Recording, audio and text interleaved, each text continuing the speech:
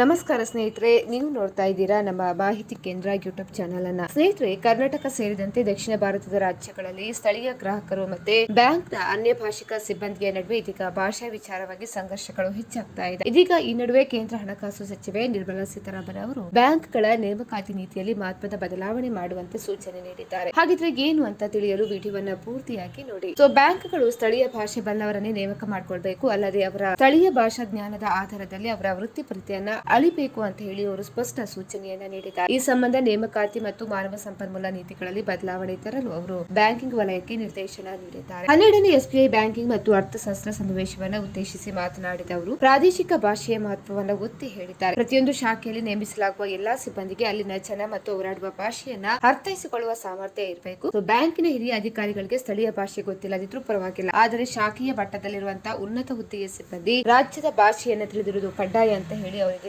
ಸ್ಪಷ್ಟನೆ ಪಡಿಸಿದ್ದಾರೆ. ಇನ್ನು ಬ್ಯಾಂಕ್ಗಳು ಅನುಸರಿಸ್ತಾ ಇದ್ದ ಉತ್ತಮ ಗ್ರಾಹಕ ಸಂಪರ್ಕದ ಕ್ರಮಗಳನ್ನು ಪುನಃ ಅಳವಡಿಸಿಕೊಳ್ಳುವಂತೆ ಅವರು ಸಲಹೆಯನ್ನು ಕೂಡ ನೀಡಿದ್ದಾರೆ. ಸ್ನೇಹಿತರೆ, ಈ ಮಾಹಿತಿ ಇನ್ಫಾರ್ಮೇಟಿವ್ ಅನ್ಸಿದ್ರೆ ವಿಡಿಯೋಗೊಂದು ಲೈಕ್ ಅನ್ನು ಕೊಡಿ. ಅದೇ ರೀತಿ ಮತ್ತಷ್ಟು ಅಪ್ಡೇಟ್ಗಾಗಿ ನಮ್ಮ ಚಾನೆಲ್ ಅನ್ನು ನೀವು ಸಬ್ಸ್ಕ್ರೈಬ್ ಕೂಡ ಮಾಡ್ಕೊಳ್ಳಿ.